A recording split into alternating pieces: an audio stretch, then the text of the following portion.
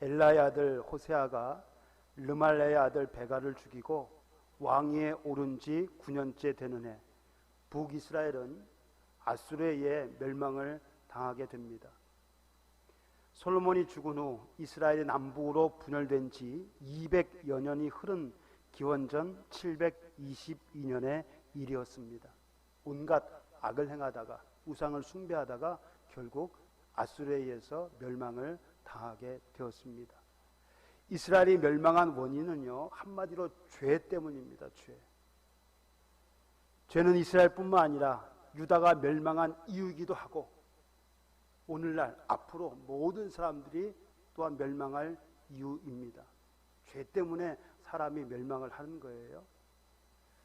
이스라엘 자손이 하나님께 범한 죄는 크게 세 가지로 요약할 수 있습니다. 첫 번째는 하나님을 섬기지 않고 우상을 숭배한 죄입니다. 하나님을 섬겨야 할 이스라엘 백성들이 하나님을 버리고 우상을 숭배한 죄, 이것 때문에 이스라엘이 멸망을 한 것입니다.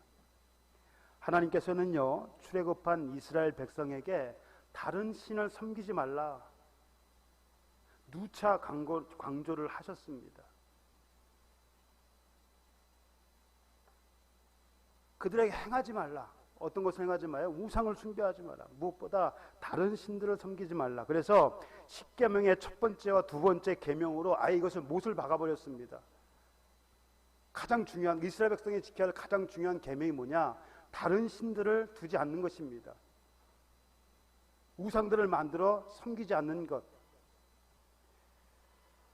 백성들은 이 계명뿐만 아니라 하나님의 모든 말씀을 다 준행하겠다라고 서약을 했습니다. 하나님과 이스라엘 백성 사이에 언약이 맺어졌어요. 그런데 이 언약, 이 서약은요, 얼마 가지 못해서 깨지고 말았습니다. 이스라엘 백성이 스스로를 파괴시켰어요, 이 언약을. 모세가요, 십계명이 새겨진 돌판을 받기 위해 시내산에 올랐습니다. 하나님의 명령에 따라서. 근데 이 시내산에 오른 지 한 달이 넘도록 모세가 내려오질 않는 거예요. 그러니까 밑에 있던 이스라엘 백성들이 모세가 어떻게 된 것이 아닌가? 무슨 일이 발생한 것이 아닌가? 그렇게 생각을 했습니다. 그래서 아론에게 자신들을 위하여 자기들을 인도할 신, 우리를 위하여 우리를 인도할 신을 만들어 달라, 그렇게 요청을 했습니다. 그렇게 해서 만들어진 것이 바로 송아지 우상. 북이스라엘 초대왕 여로보암이 처음 만들었던 우상이 뭡니까? 바로 이 송아지 우상.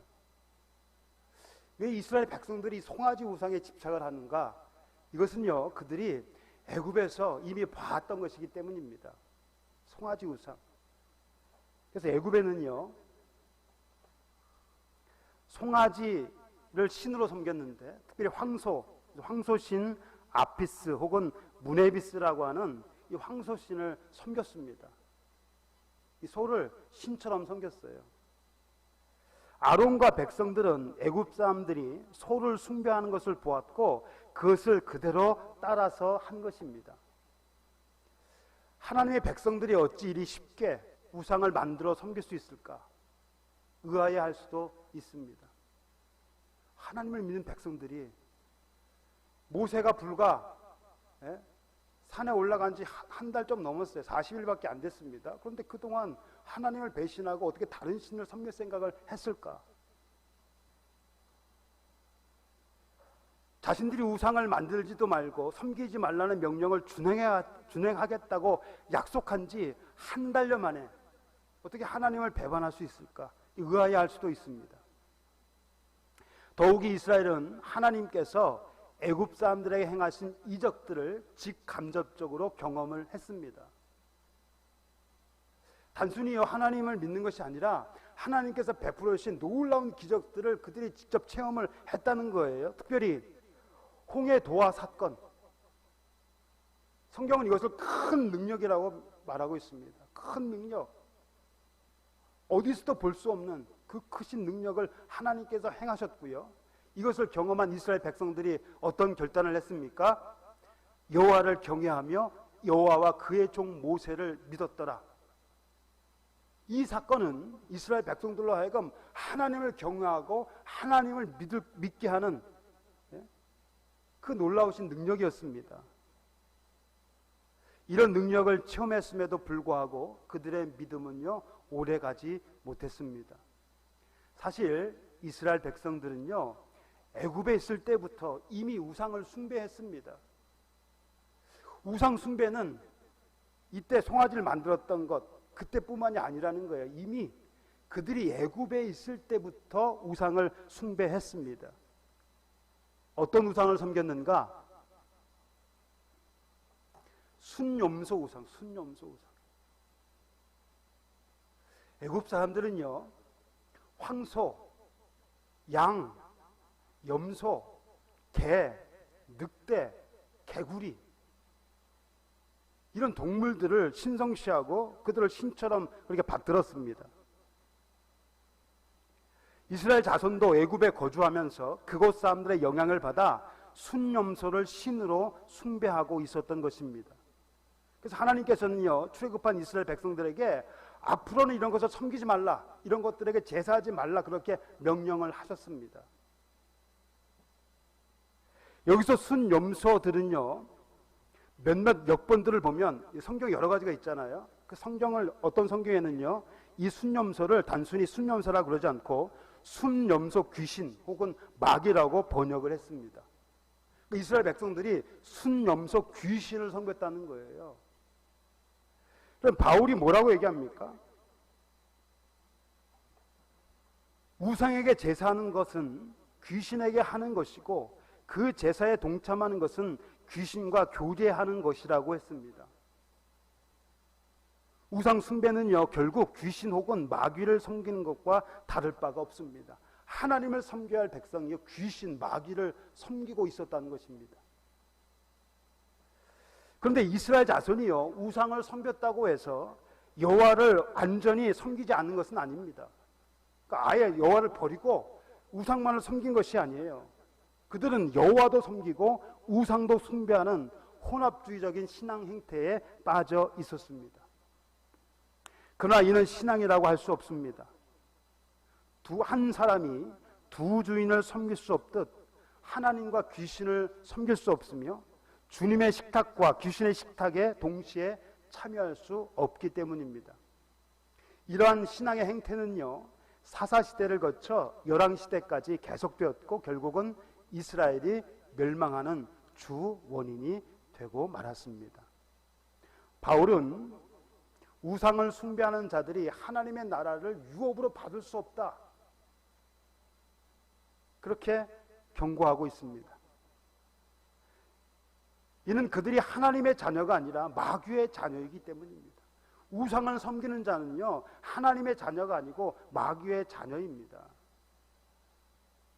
마귀의 자녀들은 그들에게 예비된 불과 유황으로 타는 못에 들어가 영원토록 고통을 받게 될 것입니다.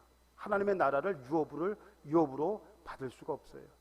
이것이 하나님을 섬기지 않고 우상을 숭배한 사람들의 말로입니다. 우상을 숭배한 자들이 결국 어떻게 되는가, 결말이 어떻게 되는 것을 보여주고 있는 것이에요. 그러므로 우리는 자신의 신앙을 점검해 봐야 합니다. 내가 하나님을 섬기고 있는지 아니면 우상을 숭배하고 있는지. 말로는 하나님을 섬기고 있다고 하는데 우리의 행동은요, 우상을 숭배하는 경우가 종종 있습니다. 혹은 하나님과 우상을 겸하여 섬기고 있지는 않은지 한번 우리가 점검해 봐야 됩니다. 우상이라고 해서 어떤 형상만을 말하는 것이 아님을 이미 말씀을 드렸습니다. 하나님보다 더 사랑하는 존재가 있다면 그것이 바로 우상입니다. 우리에게 하나님보다 더 사랑하고 두려워하거나 의지하는 것이 있다면 그것이 무엇이든 그것을 우상으로 우리는 섬기고 있는 것입니다. 내가 하나님보다 더 의지하는 것, 어떤 일이 있는데 하나님보다 더 그것을 의지한단 말이에요. 그러면 그것이 바로 우상이라는 겁니다. 어떤 일이 있을 때 내가 거기에 대해서 의논할 상대, 그것이 하나님이 아니라 만약에 사람이라면 그 사람이 그 사람에게는 우상이 된 것입니다. 자녀들 때문에 하나님을 제대로 섬길 수 없다? 그러면 자녀가 그 사람에게는 우상이 되는 거예요. 하나님보다 더 사랑하고 하나님보다 더 두려워하는 것이 있다면 그것이 바로 우상입니다. 자신의 신앙을 잘 살펴서 버릴 것이 있다면 과감하게 내버리고 끊어야 할 것이 있다면 단호하게 끊어버려야 합니다. 그렇지 않으면 언젠가는 이것 때문에 우리의 신앙에 큰 장애가 되는 거예요. 또 내려놓아야 할 것은 아무 미련 없이 내려놓을 수 있는 결단과 용기가 필요합니다. 우리의 삶에 있어서 예수 그리스도보다 더 귀한 것은 없습니다. 바울이 예수 그리스도를 위하여 자신이 가진 모든 것을 다 배설물처럼 여겼던 것처럼 우리도 예수 그리스도를 위하여 내려놓을 것 아무 미련 없이 내려놓을 수 있어야 할 것입니다. 두 번째, 이스라엘이 왜 망했는가? 그들이 지은 죄가 뭔가? 하나님의 말씀을 듣지 않고 이방의 풍속을 따랐기 때문입니다. 하나님의 말씀을 듣지 않고 이방의 풍속을 따라서 그들이 결국 멸망하게 됩니다.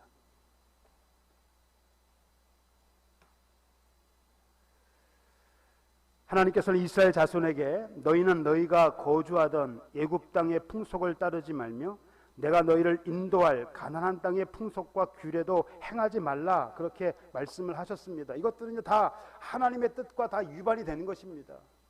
하나님의 뜻을 다 거스르는 거예요. 가나안 사람들의 풍속은요, 그 땅도 스스로 그 주민들을 토해냈다고 할 정도로 힘이 가증스러운 것들이었습니다. 이 가증스럽다는 말은요, 역겹다는 말이에요. 역겹다. 그 땅도 더러워져서 스스로가 그 주민을 토해낼 정도로 이방 사람들의 풍속이 그렇게 가증했다는 것입니다. 어떤 풍속들이었는지 본문 16절과 17절에 몇 가지가 언급되어 있습니다. 이 밖에도 여러 가지가 더 있어요.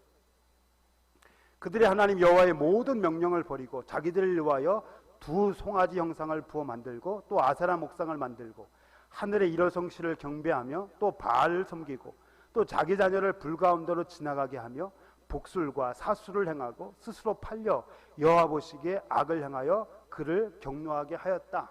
하나님을 화나게 했다는 겁니다. 하나님을 화나게 했다는 거예요. 우상 숭배에 대해서는 앞에서 다루었습니다. 일어성신, 천지신명 이런 많이 들어보셨죠. 일어성신이 뭡니까? 해와 달과 별들을 말하는 것입니다. 이것을 섬겼다는 거예요. 이방 사람들에게는요, 하늘에 있는 것이나 땅에 있는 것이나 물속에 있는 것에 모든 것들이, 모든 피조물이요, 우상 신앙의 대상이었습니다. 경배의 대상이었어요. 하늘에 있는 것, 해와 달, 별, 날짐승, 들에 있는 것, 사람을 비롯해 모든 각종 짐승, 심지어 물속에 있는 물고기까지 다 경배의 대상으로 삼았습니다. 그러나 피조물은 경배의 대상이 될 수가 없습니다. 그것들은요, 사람의 유익을 위해서 만들어진 것이에요. 사람을 위해서 만들어진 것인데 오히려 사람이 그것을 경배한다는 것은 있을 수가 없는 일이죠. 경배를 하려면 그것을 만들어주신 하나님께 해야지, 사람을 위해 만들어진 것들을 경배한다는 것은 참으로 어리석은 일이며 하나님 앞에 큰 범죄가 됩니다. 또 이방 사람들의 풍속 중에는요, 몰렉처럼 자기 자녀를 우상의 제물로 바치는 인신제사, 그런 의식도 있었습니다. 불 가운데로 지나가게 하고 자기 자녀를 번제로 태워버리는 인신제사가 있었단 말이에요. 뿐만 아니라 복술과 사술, 점치는 것, 마술 있죠, 마술. 마법을 부리는 것. 이것들이 성행을 했단 말이에요. 누가 하는 것입니까? 귀신. 귀신의 도움을 받아 미래의 일을 예언하는 거예요. 근데 귀신이 미래의 일을 알 수가 있어요, 없어요? 미래를 알 수가 없어요. 뭐 조금은 알 수 있을지 모르겠지만. 근데 그 귀신을 의지해가지고 점을 보고 또 그 귀신을 의지해서 술법을 부리는 이런 일들이 행해졌다라고 하는 것입니다. 하나님께서는 이런 일들을 엄히 금하셨습니다. 이제 들어가면 그런 사람들 다 없애버려라, 다 치워버려라, 그렇게 명령을 하셨어요. 그런데 이스라엘 백성은 하나님의 말씀을 귀담아 듣지 않고 하나님께서 가증히 여기시는 이방 사람의 풍속을 따르다가 결국 멸망을 당하고 말았습니다. 이러한 일은 비단 구약 시대만 있었던 것은 아닙니다. 초대 교회 때도 있었고, 형태는 다르지만 초대 교회 시대도 있었고, 오늘날에도 교회에 이런 풍속들이 들어와 있습니다. 이미. 예를 들면 동성애나 종교다원주의 같은 것들입니다. 종교다원주의 이런 많이 들어보셨죠? 모든 종교는 동등하다. 그 나름대로의 종교적인 진리를 가지고 있으며 본질적으로는 동일하다는 주장입니다. 쉽게 말하면 모든 종교에 구원이 있다는 겁니다. 기독교만이 구원의 종교가 아니라 모든 종교에도 구원이 있다는 것이 바로 이 종교다원주의, 그래서 이것을 종교혼합주의라고 부르기도 합니다. 그런데 성경은요, 예수 외에 다른 이름에는 구원이 없다, 그렇게 선언하고 있습니다. 예수 외에 다른 어느 누구에서도 구원을 받을 수 없다. 예수님만이 하나님과 사람 사이의 유일한 중보자가 되시기 때문입니다. 하나님께서 예수 그리스도만을 하나님과 사람 사이의 유일한 중보자로 세우셨어요. 그러므로 하나님께 나아갈 수 있는 통로는 예수 그리스도밖에 없습니다. 예수 그리스도를 통하지 않고서는 그 누구도 하나님께 나아갈 수가 없고 구원에 이를 수가 없습니다. 오직 예수 그리스도만이 우리를 구원으로 인도할 유일한 길이요 진리요 생명이시기 때문입니다.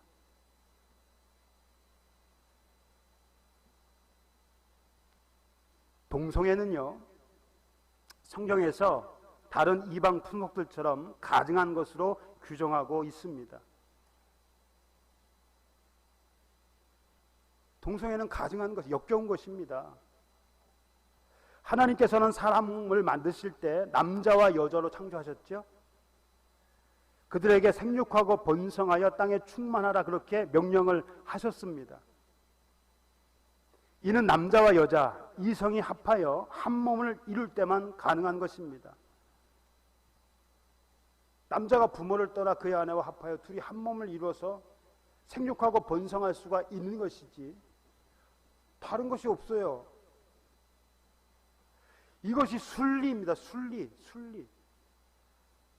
근데 이를 거스르는 것, 영리는 죄예요, 죄. 순리를 거스르는 것이 죄입니다, 죄. 성경은 동성애가 하나님의 뜻을 거스른다는 것을 일관성 있게 지적하고 있습니다. 구약부터 신약까지 동성애가 죄다, 가증스러운 것이다라는 것을 일관적으로 기술하고 있습니다. 그럼 우리가 분명히 알아야 될 것은요, 동성애를 다른 죄들보다 더 나쁘거나 용서받지 못할 죄로 여겨서는 안 된다는 것입니다. 동성애는 나쁘지만 다른 죄들보다 더 나쁜 죄는 아니에요. 또 용서받지 못할 죄도 아닙니다. 동성애보다 하나님께서 더 가증히 여기시는 것이 있습니다. 그것이 바로 우상 숭배예요. 근친상간이나 흠이 있는 재물, 여러분 하나님께 흠이 있는 재물을 드리는 것도 동성애와 똑같은 거예요. 똑같이 가증스러운 것입니다. 불공정한 거래, 남을 속이는 것도 마찬가지예요. 동성애만 죄가 아니고요, 불공정한 거래, 이것은 하나님 앞에 모두 다 가증스러운 것이고 이런 자들 행하는 자는 하나님의 유업을 받을 수 없다라고 합니다.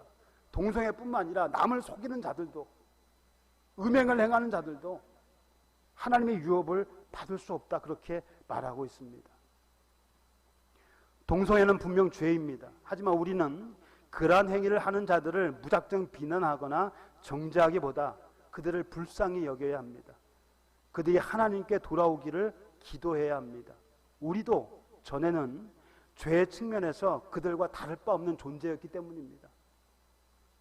우리도 그들과 하등 다를 바가 없었어요. 똑같은 죄인들입니다. 예수님이 우리를 위해서만 돌아가신 것이 아니에요. 나의 죄 때문에 돌아가신 것이 아니고 모든 죄, 동성애를 포함하여 모든 죄 때문에 돌아가신 거예요. 우리는 그들을 비난할 자격이 없습니다. 가늠한 자, 그 유대인들이 바리새인들이 간음한 자 끌고 와서 예수님 어떻게 해야 됩니까? 율법에는 돌로 쳐 죽이라고 돼 있는데 요한복음 8장에 나왔죠. 어떻게 해야 됩니까? 그때 예수님 뭐라고 하셨어요?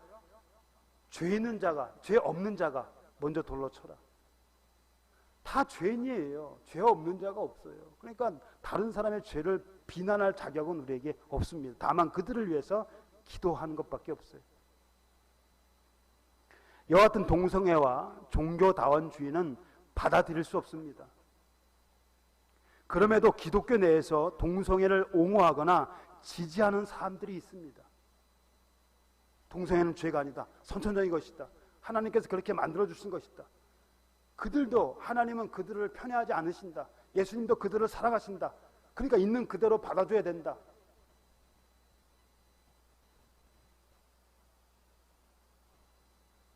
또 종교 간의 화합을 꾀하는 명목으로 알게 모르게 종교다원주의에 동조하는 교회가 적지 않은 것이 현실입니다. 우리는 사람의 교훈이나 세상의 풍조에 휩쓸리지 않도록 믿음에 굳게 서야 합니다. 이 믿음이 흔들리면 안 돼요. 또 사람의 전통이 아닌 하나님의 말씀에 귀를 기울여야 합니다. 누가 얘기한다고 쫑긋하고 그러지 말고 하나님 말씀에 우리가 굳게 서 있어야 돼요. 그래야 우리의 믿음이 흔들리지 않습니다. 마지막으로 세 번째, 하나님을 경외하지 않고 사람을 의지한 죄입니다. 이것 때문에 이스라엘이 멸망을 했습니다.